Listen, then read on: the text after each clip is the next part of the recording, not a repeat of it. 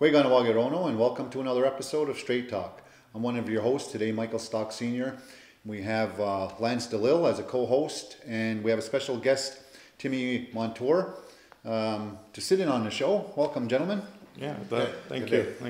Ross is somewhere. He's around. He's around. Yeah. So we had, the last couple of weeks have been really busy in this community with the referendum, and there was so much, controversy surrounding it. And this past weekend we had the referendum for the third time, and it was voted down again. Yeah. I think to a big surprise to a lot of people, I think this no vote came as a big shock to a lot of community members. I think was surprised. What's that? I was surprised. Actually, I would say that a lot of people thought the margin would be more on the no side. That's what I got from a lot of people. I think what it's established now is that we now see that there is a division within the community based off the voting anyway from the results. Leading up to it, and we were talking about this, I think every show about the referendum and the casino and the negatives and the positives and different things like that. And I guess fortunately or unfortunately, however you want to look at it, I didn't get a chance to go vote. But I'm glad they didn't win or lose by one, and it wasn't me. But if I looked at the first time that they had done it, I would have said, I don't think that it's going to pass. The second time, I actually thought that it would have went, and it didn't. Right. This time, I wasn't sure, but I figured with all the publicity and all the money and everything that the Mohawk Council threw at this for the Yes campaign, and talking to a lot of people in the community, it seemed like it was swaying more to the yes. Yeah. As there was only a yes campaign, that's probably why it was swaying. That's why the face group was set up by Johnny Utah, is to give a different perspective on the whole thing, which I was glad I became part of it. But when you looked at it, although that there was a lot of information that was being out there, and there was a lot of people opposing the casino and the referendum, there wasn't a lot of publicity and a lot of push for the no like there was the second time with Sonny Joe. Yeah. This time it seemed like the last week the no side started to come out and more, and then there was a lot of this going on, and people were arguing already. It was it got to a point. It was like now the no side it woke up at the last week, and they won by 24 votes. Imagine. Mm-hmm. Yeah, I think on the publicity side of things, it's always difficult because there has to be a person who's going to pay for certain commercials, especially the ones that they had on the radio station. So, and nobody was being singled out as the person who's heading the no side project. So, there was no one to go to. Whereas Sonny Joe Cross, even though he did say no this time again, the last time he was the go-to person, and he was actually paying for the no campaign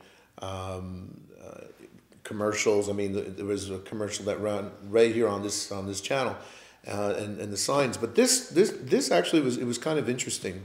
It was a grassroots initiative, but using technology as a tool to get the message out there with the Facebook group. And I was on the group myself. I was added by Johnny Utah, and I would look at it every day to see the different opinions. But Timmy, I know that you were vocal off and on throughout this whole thing about the no side and different things like that. But then you took on a bigger role, it seemed like, at the end, and then you were started to head up a lot of not by yourself, but to the no side. And why did you take that direction? Well, because I care, first of all, and that's why a lot of these people that were main no campaign, as you call it, we're all the same. They just care, they don't have anything involved in it, so it was just that I give a shit, I guess we're going to cut that off. We don't cut anything. Oh, no? Okay. No, but that's what it was. I seen only one side, and I hear in everybody how good it's going to be and everything. And I also spoke to a chief who totally told me different things in the beginning. They were offering the world then, and it slowly dwindled, and then nothing was on writing. So that's what scared me. We have promises, you know, we have campaign promises every year that don't come true. So when I seen that, and if I could add anything, because I know a lot of people and I hang around, I hear different views. So a lot of people give me information, so I figured I'd help. And I'm proud to say that no campaign only cost maybe $2,000, and it was donated by the community, not by our funds. So You know, one of the things that, and the last show, if you remember, we had Mike DeLille and Ryan Rice, and we were talking about that, and I think that, and I said that to him then, but I think that if they would have allowed people from this community as investors into that casino, where I think that's where the money would have stayed instead of an investment group, and again we're giving percentage of something away to somebody else and then being told that it's 100% native owned. It's impossible. If I'm putting in 60 or 80 million dollars, I own it. I don't care what you say. Right. You know, I'm going to be 40% partner or whatever until it's paid back. You understand? So they're saying it's 100%. It was 100% community owned, which is not true when you look at it in a business sense. But I think that if they would have allowed people in this community become investors and become owners of that, I think that it would have been more than 24 votes, but it would have been for the yes side, because a lot of the business people who potentially could have invested, it was there. And that's, you know, it's like, well, they're saying that maybe a few people are going to benefit from. That's life, unfortunately. Yeah. If you're putting up 10, 15 million dollars, you need a return. Right. The same as the investment group, right? Sure. The investment group sure. comes in, it's the same thing. So that was, I didn't understand that part. I thought that if you're going to do that, then I think it needs to come from the community. Sure, it comes back to the cigarette trade, you know. I say I'm a spokesman, like, usually for that, because I've been in the cigarette trade for a long time, and people view it as dirty money, and I don't understand that, because I made that point where somebody like you has the opportunity as anybody else who done it, and the money didn't come from our community funds. No. These people made the money on their own, and they invested, and people, I don't know, they don't like that. When it's a community business, it's somebody from town. It seems like we prefer, as long as there's somebody from out of town that's a partner. I think it's that jealousy factor, but it's, you know, but people work for no matter how you do it, nobody walks up to you and hands you money. You have to, they have to earn work for it. So I asked them, if you want something from, do you go to Kanawaki or LaFleur's or Sailors or, well, now Derek's place? Do you ask them for money? No, it's a business. Yeah. Mm-hmm. You know, I just want to talk about the results a second, because I know it's been announced in other media. It hasn't been announced in our media yet, but there was 1,697 people who have cast their ballots, and 846 said no, 822 said yes, and 29 ballots were spoiled.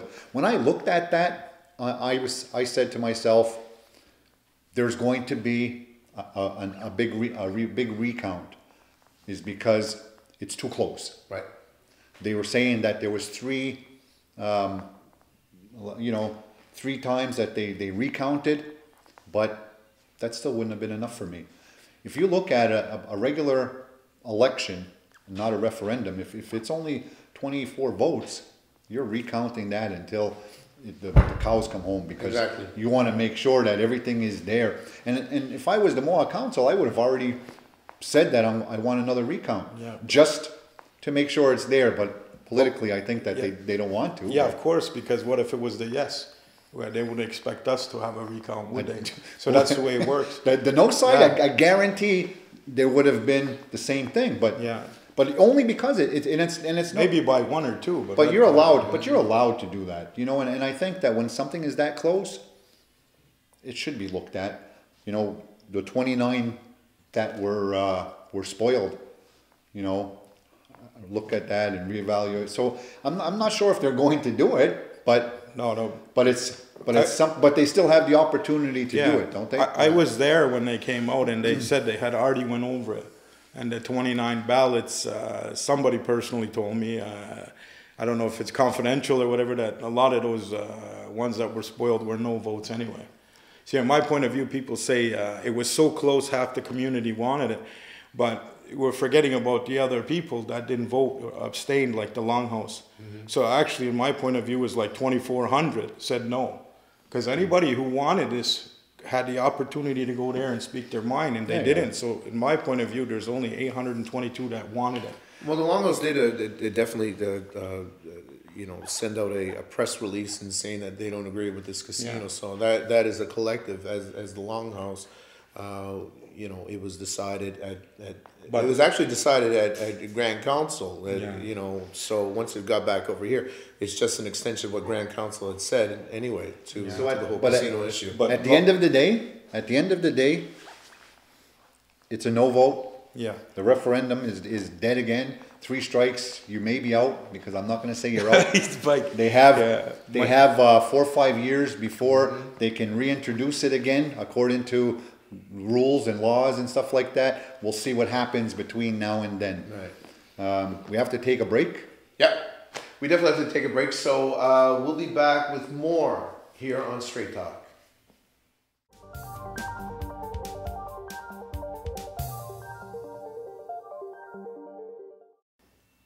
Welcome back to Straight Talk. We're here with Timmy Montour, and we're looking back at what was the referendum for 2012 for the casino. One of the questions I wanted to ask you is now that there has been a somewhat of a closure, I guess you could say, with with all the things that have been happening over the past couple of weeks, with the end result of having a no vote. What is the no vote group organization going to do now? well, as I was saying before, the site is still up for casino, yes or no. Yeah. And more people are asking to join every day. So it's not really over as per se for the casino issue, but why did we come to the casino issue? People want accountability, people want answers, people want change. And a lot of stuff that did come up for the casino, yes and no, was the percentage. I know, as everybody says, they don't like to hear it, but this is something we should address. And this is why it's changing more into a political thing. And concerning the chiefs, who brought this on, and actually people are fed up, I guess. I think there's a lot of questions that need to be answered for sure. One of the things I saw in there was a lot of people that had ideas for economic development ventures. Is that something that you're looking at as being a potential to maybe even getting behind certain projects? Because I saw there was one that was talking about a pool. Pool, yeah. As an example. Yeah, there's a lot of, the way I understand, there's a lot of businesses that go to Dewa and everywhere else, but nobody seems to get anywhere. And as Mike said again in his interview after the election, after the referendum, excuse me, he says that, well, we're going to look at an online casino now because we need to generate this money so fast. That's a big question everybody's asking. Why do we need it so fast? We could invest in 100 businesses, community-owned, partners with people, all the community members, but they don't seem to want to do that because there's a lot of ideas like the prefab idea, but they just dismiss it right away. Actually, when we were still on the site, we said, well, no, we could start trying to help with this deficit. Instead of doing, for me, it was constructive what we've done, but instead of being negative, let's try to help the council who's in there now to have more ideas. But the way I understand it, as people come see me, well, I try to do this, I try to do that, they just tell them. And I know most of them in there are not business people, and it seems to be their personal opinions that it's not going to work. Yeah, a toll booth, for instance, at the meeting was suggested, and it was put down right away, it was costing billions. I said, I could have built it for 100,000, you know. Right. And then Quebec turns around and says they're going to do it. Yeah. It's good for them, but it's not good for us, you know. Rhonda had pointed out that we would have to take care of the bridge. Rhonda Kirby. Yeah, Rhonda Kirby. She was the one that spoke out about the toll booth. But right there, we just spent what? They spent 55 million fixing the bridge. It would be a long time coming before. And in Cornwall, they also have the same thing, and they use the monies from the tolls to take care of the bridge. The budget that they've been working with, meaning the MCK, has they're working with a 2,000, if I'm not mistaken, and I'm probably wrong with this, but it's a 10-year past its prime budget. and of course gas has increased. I mean, so many things have increased. So, do you think that with the projects that are being posted on the Yes No Facebook page, do you think any of them are viable in your opinion that you've seen? Sure. Or do you feel that that we're looking at something that's just okay, we got a no vote and we'll just throw any ideas there? Are these No, these no, good I ideas? think somebody had a good idea about the prefab. Because again, we can always compete because of the tax. You know, all our supplies can come from outside tax-free. So we can compete in any market. But as everybody understands, I'm sure if we do that, we'll have political problems also. You know, but that's a good idea. Even the pool, I suggested it the first time just because of the island. Right. And it's there, it's access to water, everything, and somebody would have to look into it. But I stated that we get 10,000 people in 2 days. You know, if we had a water park, we would get a lot more. Right. And this would tourism and everything else. Maybe Robascas would finally open back up. You know? It's quite the dream. Yeah, quite the dream. But see, it is possible. But people have to understand that it's not just going to happen. It's always fast money, but we also have to give something to somebody else. So it's a question of diversifying as opposed to Yeah. going to the sure thing. Yeah, because in business, as Mike with this TV station, you know, it takes a lot of hard work and money to do it. It didn't just happen overnight. You know, they suffered, right, Mike? So that's how business is. Still suffering. See, the council has to understand, and they were like, you got to take chances. You know, it's your people, so take chances with your people instead of risking rights and everything else with people we don't even know. Do you think that the success of the council's initiative, or rather not success, but the failures of their initiatives have kind of put the elected bunch that are in here now at a risk of maybe not getting back in this time? Well, I would think so. This is my personal opinion. But if somebody's trying to force something on me, and that's the way I seen it, it was being forced upon the people. And even the ones that voted yes, they were scared of health and everything. Actually, the people were scared to vote, you know, not to vote yes. Because they pretty much told you if you don't, you got no dental, you got no health. Right. I was scared too, you know, but I see that this is not happening anyway right now, so the casino wouldn't have made a difference. But as the councillors, that Yeah. I don't know. I think well, Yeah, but people want them out. Actually, You know, one of the things that I found that I guess wasn't as prevalent even in the last one is that the youth came out to voice their opinion. You know, the survival schools student body came out and done a protest, and you know they went and spoke to you know, Mike DeLille and said that they didn't want that, and I think that by them doing that, some people who may not have had a decision one way or another, I think that they said, well, whatever decisions we're going to make is going to affect them. And they're saying no. So I'm going to say no because that's the next generation. And so I found that was something that at the 11th hour, more or less, that it came out. And the great thing about that is that it wasn't brought on by any parents or anything. It was the students themselves. student body, yeah. Because even my own son, I didn't know about it. I called him. I says, "Is it true, you guys are going out tomorrow?" And I was so happy. I couldn't believe it. Because this is what I'm for, our rights and our people. And to see the youth come out and fight, like I got to say, a lot of people in this town don't fight. They just sit there and they just let everything happen. So this is our future. So I was taken aback by that. Yeah. And I'm so proud of those kids, and I hope they keep on what they did. I think many times, you know, throughout Survival School's history, they've always been I mean, that's what they do. They breed leaders within the community. So I think that's pretty good. I wanted to just take 2 seconds in what I'd said many times on this particular program. I said that it's going to happen, meaning the casino. Yeah. I said that many times over. And it stemmed from talking to different people across North America where I've traveled. And in each case, they've always said that it is going to happen. Whether the people from this community have gone to other communities to visit other casinos and how they were so sure and to have it. And I thought it was so sure. I mean, you know, I'm a Longhouse person, so you know, the Longhouse already said that this is not going to happen. So that's always been my position in terms of how I conduct things and how I do things. But anyway, in retrospect, though, I just wanted to say, you know what, I was wrong. Oh, I'm glad you. Actually, that's how I was telling you earlier. I had seen you on the show, Right. and I was like, you know, you can't talk to the television because you can't hear it. But I was like, you can't say that because this is what it was in the community. Everybody kept saying, "What's the difference, Timmy? What's the difference? They're going to do it anyway." Right. But they will, and everybody else will do anything they want to you if you let them. Yeah. But if you stand up and fight for what you believe in, then you can make a change. You know. Right.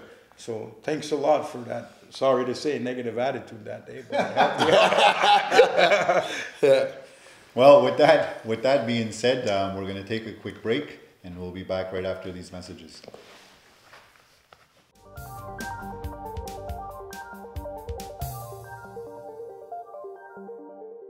Welcome back to Straight Talk. Lively discussion in regards to the referendum and everything else. You know what? I guess to put it to bed is, I don't think it's a dead issue. You know, I don't think that it's a dead issue. I think that it's a dead issue for now, but I think that this nightmare is going to come up somewhere down the road. And you know, there was some talk quickly about an online casino or online gaming. yeah. You know, we've talked about that for so long on this show and other shows and everything else. And like, you have MIT there. Yeah. And why don't you utilize it instead of saying, well, we're just a server? Do this. You know what I mean? You're gonna do it. You're gonna do it anyway, Right. but not on a land base. You're gonna do it on there. Anyway, we'll be back to talk about a lot of that. I guess in the future, and Sure. there's going to be a lot of discussion around it. But now, how much of the lobbying and how much of the information flow and how much of the inaccuracies that people are saying? I'm not saying that the information is inaccurate, but I'm saying that the people in the community are saying that. How much of this, to a question for both of you, is going to affect those incumbents come election in July?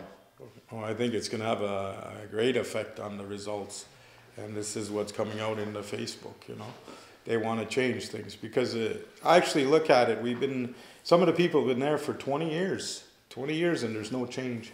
And we say we're growing and getting better, but we're told all the time that we're losing everything. We have no money. This is wrong. There's always some dire straits we're in. So if you had a performance, like I'm in construction, if you don't do the job that I have you do, well, you don't come back the next day. I give you time, you know, and that's it. I think 20 years, if you don't succeed at anything, I don't think you should still be in there.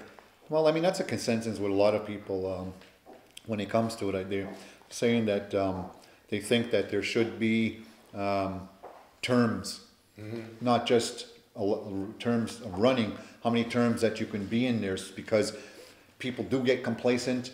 Yeah. And if you listen to them now or the last election or the elections before that, nothing's changed. Yeah, it's the same thing. It's the same. It's the same exact thing. But they get in. Yeah. Well, it's because a lot of people are afraid of change, as they were afraid to sign a petition because they don't know what's going to happen. You know, they're secure with these people knowing that at least it's in one piece or something. Doesn't matter if it's broken. So that's what I find. A lot of people, they vote for the same just for that security. I think. Oh, sorry. I didn't mean to cut you off. No problem. I talk too much anyway. No. What I was just going to add to that was, you know, with the election that is happening this year, it is going to be a definite effect on a lot of the people who are going to be running this year, and it's also going to help the people who may be running for the first time this year, for sure. Depending on, like, if you were to, as an example for yourself to run, I'm sure there'd be a lot of people who'd be behind you, you know, in the upcoming election. But it still stands is that you're working with a model, meaning a council system, that the community has basically said, the majority of the community said it doesn't seem to work for a community. It works for a certain component, whether you're talking about the roads, you're talking about the bus services, those seem to be an efficient model that is working. But in the whole idea when it comes to government. The thing that surprised me more than anything is the fact that we did do this the third time, meaning the council system. They brought back an issue. The community, the voting community said the first time no. The second time they said no. It was close this time. Yeah. But I think what we've established is not maybe, quote, a yes or no vote. We've established a division. Mm-hmm. We now have an honest division in this community again. Well, let's see what happens when the elections are coming up. I just want to quickly go over it. The new electoral officer is Timmy Norton. Right. It's funny, he was here, he was sitting in your seat there a couple of weeks ago, and now he was, I guess he was the only one that had ran. Yeah. So he's through acclamation. He's the new electoral officer for 2012. The election day will take place on Saturday, July 7th at the Garion Yunuha School, the one up the hill, from 9 to 6. June 2nd is the nomination day, so it's not that far away. The candidates' night is June 25th. And June 30th is the special advanced polls. Wow, it's fast. It's fast. Yeah, it's quick. We're always being fast tracked. Yeah. If you want more information, there's a website. It's www.ganawage/elections, and I guess you can get more information and follow it from there. But I wonder what's going to happen. We know for sure because Mike DeLille said it on our show that he was going to run. Oh, okay. That he was running for a Grand Chief. Right. So we know that his name is in the pot. Who else is going to go against him? We don't know. It could be an upset or it couldn't be an upset. And a lot of people in the community are saying that they may be running or they may run and different things. Some of the councillors who've been there previous have told me that there's an interest and they may put their name back in, but it's gonna be interesting again. Well, for me, even if Goofy's running against Mike DeLille, I'll vote for Goofy. You heard it here first, exclusive. Yeah. But I mean, I don't vote. I've never voted. Well, you should change that. Yeah. Well, I mean, it's still a question of a matter of opinion. Yeah. Because when you're looking at the election for this year. What's going to be? What are you looking for in a politician, chief / Honesty? Yeah, that's honesty. And as you were saying earlier, you said, what if, like, just hypothetically speaking, I went for council? Right. See, this is what a lot of people are concerned because it's a popularity contest. You know, I don't know if I'm qualified to do something like that. You know, I like speaking my mind, and I won't be able to do that. So a lot of times people get in, per se, just because of something they've done in the community. Right. But as a person, they should be strong, they should be honest. In my opinion, they should be really in touch with their traditional ways of who they are. Not tradition, who they are as Mohawks. But you see, that'll help. Well, what does that mean? But no, but you see, the thing is, right now, the electoral reform is on the table, and it's being looked at, and those are some of the things that people in the community actually need to go to those things and say, this is what the qualities and this is what we need in electoral reform. This is what has to be in that and all those other things in order for me to make an informed decision into it. It's not just who has a bigger family and who's a popularity contest. We're going to take a break though. And we're going to discuss it more, but I think that's like the community as well as yourself. That's where that needs to get done, because that's a concern for a lot of people in the community about how can we choose and how can we get the best people in those places. Right. And we'll do that right after these messages.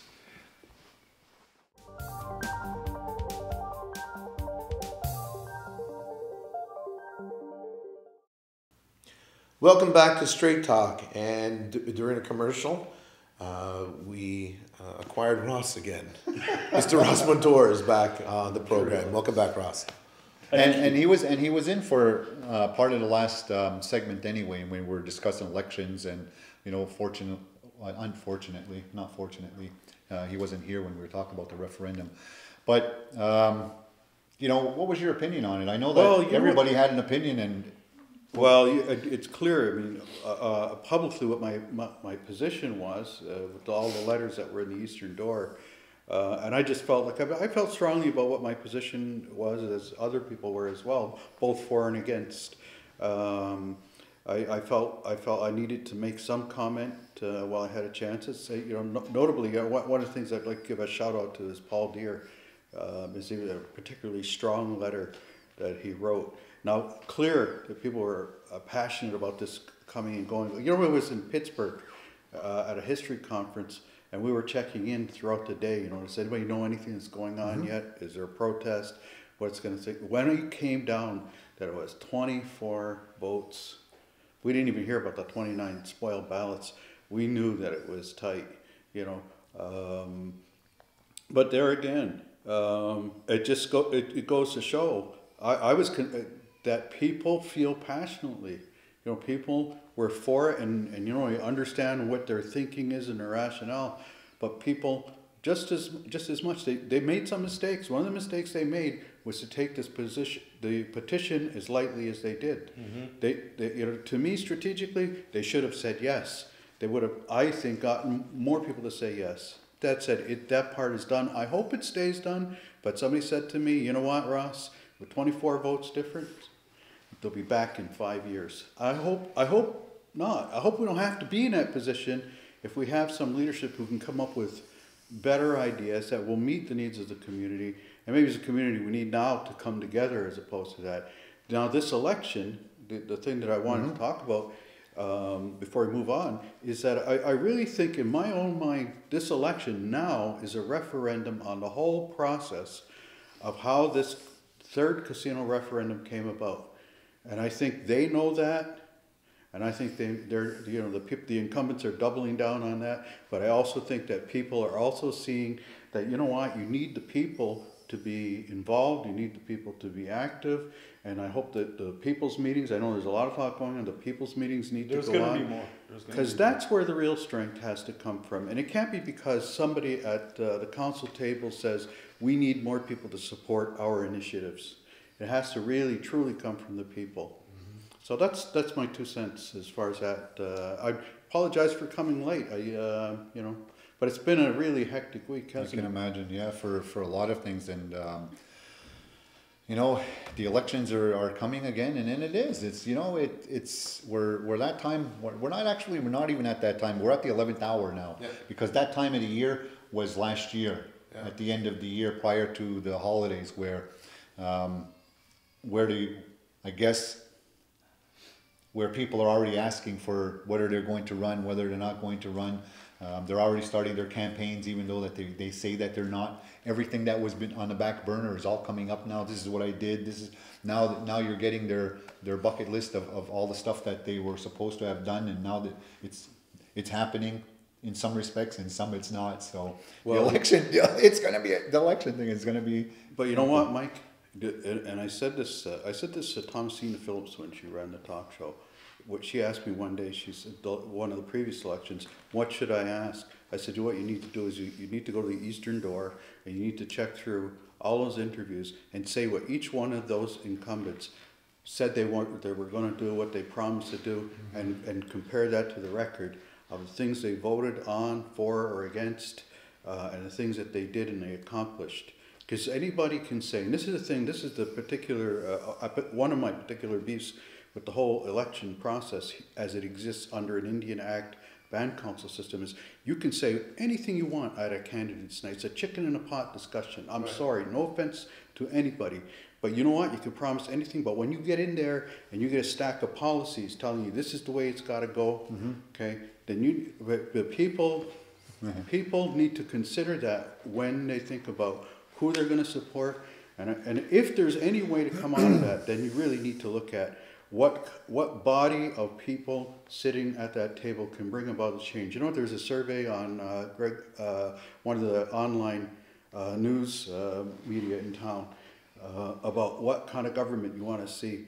And you know what, is it better than 0.5%, a good high percentage fall either between pure traditional government, however they may define it, to some blend, okay? And I think when you think about it, you know, there has to be, you know, it's not just there would seem to be, we need to have some blend, but I don't believe in the election process as it exists under the Indian Act right now, so people need to think about those things. Yeah, but you know, it's like I said, this is more of a startup of the elections, and we're going to be doing so much about it and talking about it in the next little while.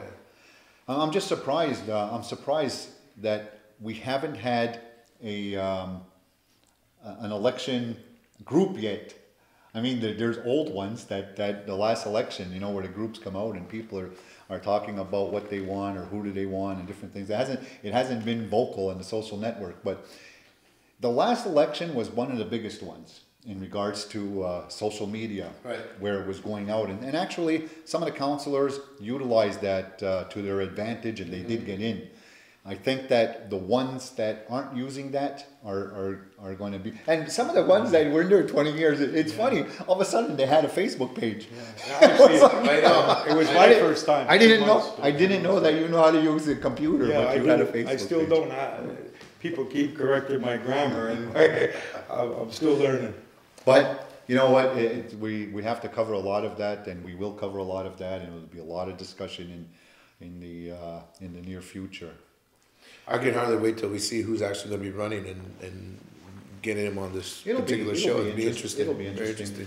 Some of the other things that have been happening in the community, though, there's one that's been sitting on the burner for a while is the Donna Lahash situation at the education center.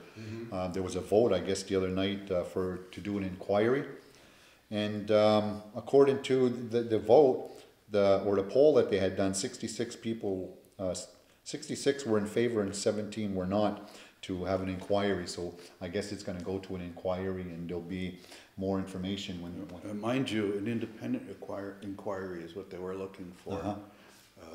And that was the other big vote that took place, because that's been a continuing, ongoing issue since her dismissal.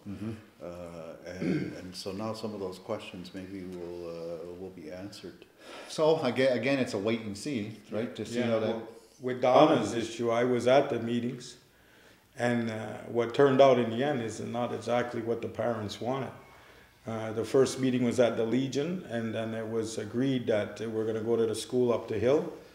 And the parents' consensus were that Donna to be hired, and the committee actually be disbanded for their behaviors. So this is what came about, you know, because their lack of information they were giving, and it's such a, people were not happy. And I was happy with that also, because the people stood up. I myself have never been contacted to go to a meeting, and I have kids in the school system. And I didn't know anything about it until she was fired, and I seen it on Facebook. As a result of that, though, that the other night, Lane Mayo and Tiffany Deer both resigned from, I guess, from the committee. Lane was chair of the Cattery in-school committee, and Tiffany Deer was the chair of Karianua, resigned their positions as a result of whatever happened that evening. So it's again, we'll wait and see how the results come and see what happens, and I guess there'll be more information as it comes down the pipe. There's, you know what, there's other things that in the community that had happened too. The family of, there's been a few deaths too, and young people. John Lahash, he died suddenly at home, and he was 57 years old, and all the support that the family had received. They'd like to thank everybody who supported them and helped them out through their time of need, and that are continuing to do that. They do need the support, and it's a tough situation. But more recently, the Patton family had gone through a lot of, like in the last couple of days actually, a lot of tragic. First Cheryl, she passed away. And then most recent, Lewis had a heart attack. He passed away. So, two people, brother and sister, in the same family within a few days is very traumatic. It's our condolences go out to the family of both. We wish you well, and we hope that you make it through this and stay strong. But it's something. It's bad enough that somebody in the community dies when they're young like that, but two in the same family over just a couple of days, you know, it's something that doesn't normally happen. No, I did just, you know, having gone through things like that recently as well, you know, connected to family, your mom you know, my mother, but also my stepbrother Conrad was, you know, that situation there. I don't want to bring up the pain there also, you know. It's so I know my heart goes out to them. I mean, it's an awful thing to. Anyway, our condolences on behalf of myself, my family, and Mohawk TV. The Moccasin Walk is coming up, as well as lacrosse season has started, and everybody's pumped up for that for sure. Ready to do those things. Yeah. Our show is pretty well wrapped up. Yeah. It was nice to see you, Ross. It was nice to see all of you. Thanks for coming. It's like a special guest here. I was amidst the black shirts. It's true. Came in like a ghost. Timmy, thank you very much. Thanks for having me. I seen him at the hospital, and I said that would you like to come in and talk about the referendum and things like that. And we thought it was going to be next week, but it's good that he was able to show up. Lance, it's always a pleasure. Yeah, always a pleasure, guys. It was a lot of fun. If you have any questions or comments surrounding this show or any of our shows, you can email us at mohawktv@hotmail.com. Go to our website at www.mohawktv.ca. If you want to call us, the number is 450-632-6397. And that's a wrap. That's it. Yeah, well, thank you very much.